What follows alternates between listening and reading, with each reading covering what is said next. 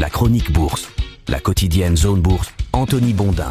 Bonjour tout le monde, bienvenue dans cette chronique bourse du mercredi 30 avril 2025. Elle s'appelle ce matin l'heure des poids lourds. Alors non, il ne sera pas question de camions ni de personnes en surpoids dans cette chronique, mais plutôt de la saison des résultats trimestriels qui atteint son paroxysme. Au programme, une avalanche de chiffres en Europe et aux États-Unis où les grandes valeurs de la tech vont prendre le pouvoir dans les heures qui viennent. Et pour ajouter à l'intensité dramatique du jour, il y aura aussi une décision de la Fed sur ses taux, des discussions sino-américaines et même un tsunami. Enfin, une séance de baisse pour les indices américains, puisqu'après 6 séances consécutives de progression et autant de records, le S&P 500 a clôturé hier en repli de 0,3%. Du côté de l'Europe, en revanche, les indices ont terminé la séance dans le vert, portés notamment par de bons résultats du côté d'Essilor, qui a gagné 6,9%, de Philips aux Pays-Bas, plus 9%, ou encore de Barclays au Royaume-Uni, plus 2,8%, Barclays qui a entraîné dans son sillage tout le secteur bancaire. D'ailleurs, la surperformance des banques européennes, longtemps mal aimée des investisseurs, est un phénomène qui s'inscrit désormais dans la durée, puisque l'indice du secteur, le Stoxx Europe 600 bancaire, a dépassé son record de 2007 en fin de semaine dernière. Un symbole fort, en tout cas pour ceux qui évoluaient déjà dans le monde financier il y a 18 ans, et ça, on peut dire que ça ne me rajeunit pas tellement, et ça me rappelle qu'au sein de mon équipe, certains n'avaient pas encore maîtrisé la propreté la plus élémentaire lors de la crise des subprimes. Pour autant, il n'y a pas que du vert sur les places européennes, puisque nous avons eu droit hier à un nouveau crash, celui de Novo Nordisk, nouveau parce que le groupe danois accumule les difficultés ces derniers mois. Je vous rappelle qu'il y a seulement un an, Novo était la première capitalisation européenne. Et bien depuis, le titre a perdu les 2/3 de sa valeur. La saison des résultats va donc continuer à animer les séances avec deux des journées les plus chargées de l'année en la matière aujourd'hui et demain. Côté européen, L'Oréal, Kering, Capgemini, UBS, HSBC et bien d'autres passent au révélateur de l'ouverture ce matin. Les États-Unis, eux, ils ne sont pas en reste, cela va de soi, puisque Meta et Microsoft sont attendus ce soir et Apple et Amazon demain soir, au milieu d'un très grand nombre d'autres énormes capitalisations. Pour prendre la pleine mesure de l'événement de ces publications de Big Cap, il faut retenir un chiffre qui circule actuellement dans le microcosme financier, 11 300 milliards de dollars, c'est-à-dire la capitalisation boursière cumulée de Meta, Microsoft, Apple et Amazon. Alors si l'on s'attarde un instant sur ce chiffre, il nous révèle deux choses. D'abord que les journalistes financiers sont une corporation un peu bizarre qui n'a que deux passions dans la vie, compter les records du S&P et la capitalisation boursière des entreprises qui publient, et surtout cela illustre le poids de ces quelques valeurs dans les indices américains et par conséquent dans les indices mondiaux. Ainsi, toute réaction un petit peu appuyée à ces résultats devrait se traduire par des mouvements plus importants au niveau des indices. Je rappelle que le S&P 500 affiche une étonnante placidité ces dernières semaines, depuis le 24 juin, toutes les séances se sont achevées sur des variations de moins de 1%. La probabilité de mettre fin à cette série de faible volatilité est d'autant plus forte que l'agenda macro sera lui aussi bien chargé. La journée va être rythmée par la publication du PIB du deuxième trimestre de plusieurs pays de la zone euro, puis de celui des États-Unis. Et côté américain toujours, les investisseurs vont surveiller l'enquête ADP sur l'emploi privé à 2 jours des chiffres officiels du département du travail. Et pour bien digérer ces données,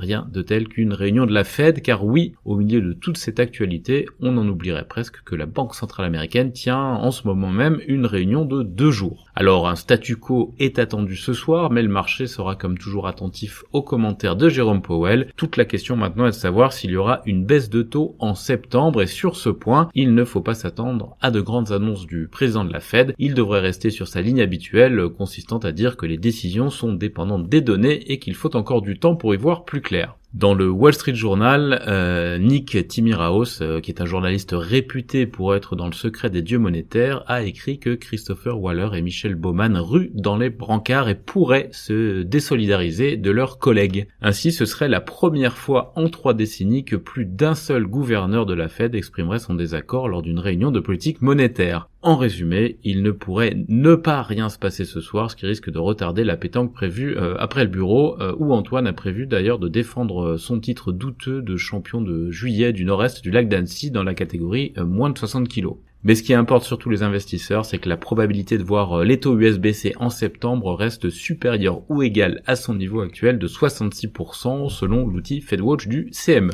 Alors une fois de plus, il faudra aussi garder un œil sur le feuilleton des droits de douane, puisqu'hier, Américains et Chinois ont conclu une réunion de 2 jours à Stockholm. Les déclarations qui ont suivi laissent entrevoir une probable prolongation de la trêve actuelle de 90 jours qui avait été conclue en mai, mais tout reste suspendu à la décision de Donald Trump qui doit être débriefé aujourd'hui par son secrétaire au Trésor Scott Bessent qui a mené les discussions en Suède. Au-delà de la Chine, les États-Unis devraient aussi annoncer d'ici vendredi, du moins en théorie, les droits de douane qui s'appliqueront à chaque pays. Enfin, dans le volet catastrophe naturelle, il faut quand même en parler. Une alerte haute tsunami a été émise pour plusieurs zones, dont le Japon, Hawaï et la Californie, après un violent séisme au large de la péninsule du Kamtchatka en Russie. Côté Asie-Pacifique, ce matin, la bourse japonaise termine proche de l'équilibre après 3 séances de repli. L'Australie, Taïwan et la Corée du Sud sont plutôt bien orientés, portés par un espoir de compromis commercial entre la Chine et les États-Unis. Un optimisme qui a quand même du mal à atteindre Hong Kong, où le Hang Seng perdait 0,4% au cours de la séance. Côté indicateurs avancés européens, eh bien on est haussier, mais l'ouverture des bourses locales reste dépendante des performances de leurs têtes d'affiche qui sont nombreuses à publier ce matin. On va en parler un petit peu après.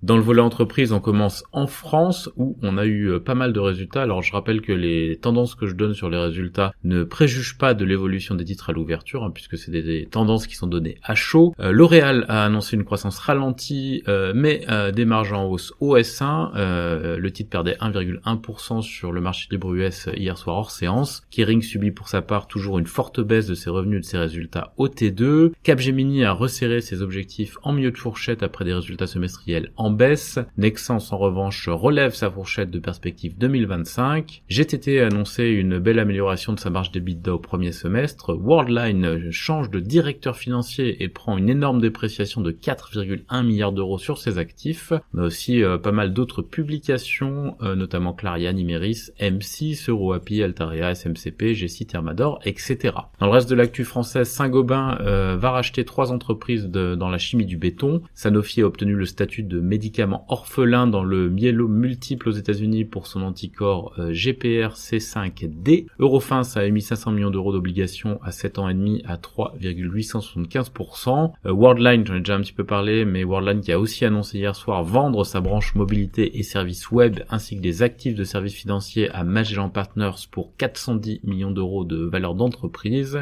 Biofitis a obtenu le statut produit novateur de la FDA pour un test de la syphilis et les actions de Carmat seront suspendus à partir du 30 juillet. Ailleurs en Europe, énormément de résultats aussi, notamment du côté des bancaires UBS, HSBC et Banco Santander. On a aussi les chiffres de Mercedes-Benz, d'Adidas ou encore de BASF en Allemagne, et puis aussi de Recordati, Solvay, Siemens Healthineers, GDE Pitts, Inuit, Amplifon ou encore Grifols. Le PDG d'Unicredit a déclaré que l'offre sur Banco BPM était devenue un frein et que la banque espère que son projet sur Commerzbank va réussir. Evotech va vendre à Sandoz son site de Toulouse et Equity va racheter le japonais Fujitech pour 2,7 milliards de dollars. Sur l'agenda des publications du jour, outre celles qui ont déjà été mentionnées, on a notamment Hermès, Airbus, Rio Tinto, Vinci, BAE Systems, GSK, Intesa Sanpaolo, Glencore, Danone, Porsche, CaixaBank et bien d'autres encore. Côté Amérique du Nord, il y a eu pas mal de publications hier soir post-clôture, donc parmi les valeurs qui étaient en hausse hors séance après les trimestriels, Corvo plus 10%, Teradyne plus 6%, Starbucks plus 4,6% ou Electronic Arts plus 1,1%. Du côté des baisses, Algoma moins 17%, Avis Budget moins 5%, Mondelez moins 3,6% et Visa moins 2,3%. Palo Alto Networks serait sur le point de conclure un accord de plus de 20 milliards de dollars pour racheter CyberArk, selon le Wall Street Journal. L'Intercontinental Exchange est en pourparlers pour racheter Enverus pour au moins 6 milliards de dollars, ça c'est selon Bloomberg, et toujours selon Bloomberg, Microsoft est en pourparlers avancés pour continuer à accéder à la technologie OpenAI. Sophie Technologies,